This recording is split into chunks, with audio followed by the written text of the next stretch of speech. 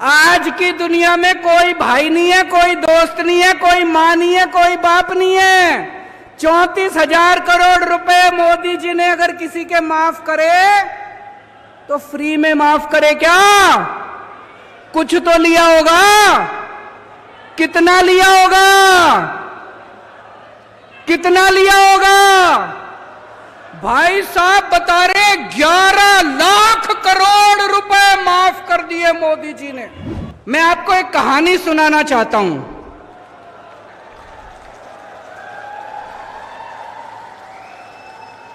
कहानी का नाम है चौथी पास राजा। यह कहानी ये दिखाती है कि अगर किसी देश का राजा अनपढ़ हो, अगर किसी देश का राजा भ्रष्ट हो, अगर किसी देश का राजा अहंकारी हो, तो एक महान देश भी कैसे डूब जाता है। यह कहानी ये दिखाती है। एक बहुत महान देश था, बहुत महान देश था। उस देश में एक गांव में एक बहुत गरीब परिवार में एक बच्चे का जन्म हुआ। तो गांव में जैसे बच्चे का जन्म होता है, हर गांव का एक ज्योतिषी होता है, एक पंडित होता है। वो ज्योतिषी आया, उसने बच्चे की कुंडली बनाई। बच्चे की कुंडली बना के ज्योतिषी बोला, माई तेरा बेटा बड़ा होके बहुत बड़ा सम्राट बनेगा। मां बोली, मैं तो एक बहुत गरीब औरत हूं, मेरा बेटा सम्राट कैसे बनेगा? ज्योतिषी बोला, नहीं माई, इसके बच्चे की कुंडली में लिखा है।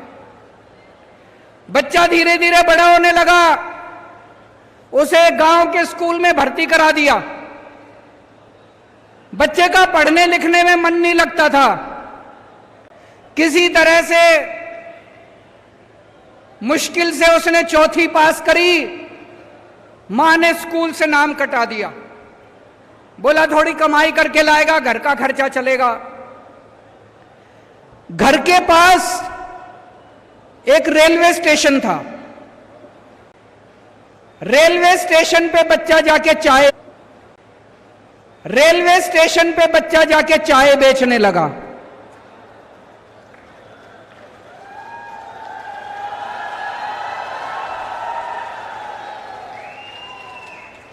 बच्चा भाषण बड़े अच्छे देता था, बचपन से ही भाषण बड़े अच्छे देता था। एक बार भाषण देना शुरू करता और जो बंद ही नहीं होता, गांव के लड़कों को इकट्ठा कर लेता और भाषण देना चालू करता। धीरे धीरे करके बच्चा बड़ा हुआ। ज्योतिषी ने कहा था, कुंडली में लिखा था, बच्चा उस महान देश का राजा बन गया बड़ा होके। अब बच्चा राजा तो बन गया। उस चौथी पास राजा को कुछ भी ना आए, पढ़ना लिखना आता नहीं था, समझ थी नहीं। अफसर आते थे, जो मर्जी फाइल पे साइन करा के ले जाते थे अफसर, जो मर्जी फाइल पे। अफसर उसको अंग्रेजी में बोलते, उसको समझ नहीं आता। जो मर्जी फाइल पे राजा साइन कर देता। अफसरों की ऐश हो गई। धीरे धीरे पूरे देश में फैल गया कि राजा अनपढ़ है। राजा को बड़ा चिंता होने लगी कि लोग तो मेरा मजाक उड़ाते हैं। राजा ने जुगाड़ करके कहीं से एक फर्जी डिग्री का इंतजाम कर लिया, एमए की डिग्री। राजा बोला, मैं एमए हूं। अब जनता हंसने लगी। जनता को तो पता था असलियत क्या है। जनता को तो पता था राजा की डिग्री फर्जी है। दोस्तों, धीरे धीरे लोग उसके पास आते और उसे बेवकूफ बना के जो मर्जी करके चले जाते। एक दिन कुछ लोग आए, बोले महाराज नोटबंदी कर दो। आप जैसा इतना बड़ा राजा ही नोटबंदी कर सकता है। नोटबंदी करने से भ्रष्टाचार दूर हो जाएगा, आतंकवाद दूर हो जाएगा। राजा को समझ तो थी नहीं, लोगों ने चढ़ा दिया, राजा भी चढ़ गया।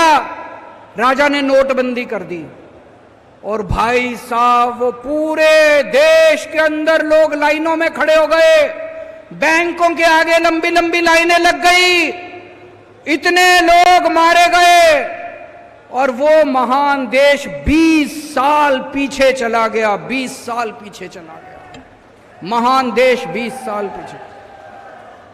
एक दिन उस राज्य के अंदर, उस देश के अंदर बहुत बड़ी महामारी आई। उस महामारी में कई लोग मारे गए। एक आदमी ने आके राजा को कहा, महाराज पूरे देश के लोगों को बोलो कि ताली और चम्मच बजाएंगे, ताली और चम्मच से। अब राजा को समझ तो थी नहीं, पढ़ा लिखा था नहीं, अनपढ़ था। पूरे देश से उसने ताली और चम्मच बजवा दिए। लोग मरते रहे, लोग बहुत ऑक्सीजन की कमी से लोग मरते रहे दोस्तों। धीरे धीरे उस राजा के दोस्तों ने लूटमार मचा दी। राजा ने किसी को 10,000 करोड़ दे दिए, किसी को 20,000 करोड़ दे दिए। पूरे देश में महंगाई फैल गई, बेरोजगारी फैल गई, बलात्कार होने लगे, चारों तरफ हाहाकार मच गया। ऊपर सारे देवता देख रहे थे, आसमान में सारे देवता इकट्ठे हुए और सारे देवता मिलके शिवजी महाराज के पास गए। बोले महाराज कुछ करो, पृथ्वी पे घोर अन्याय हो रहा है, घोर पाप हो रहा है, कुछ करो। महाराज ने आंखें बंद करके ध्यान किया और शिवजी महाराज ने उस महान देश के हर आदमी के अंदर आके ऐसी भावना डाली कि अगली बार जब चुनाव हुआ, अपने आप लोगों का बटन उसके बटन पे नहीं गया, दूसरा बटन दब गया लोगों का और वो राजा हार गया उस चुनाव के अंदर। और मैंने सुना है कि आजकल वो राजा दोबारा उसी स्टेशन पे जाके चाय बेच रहा है।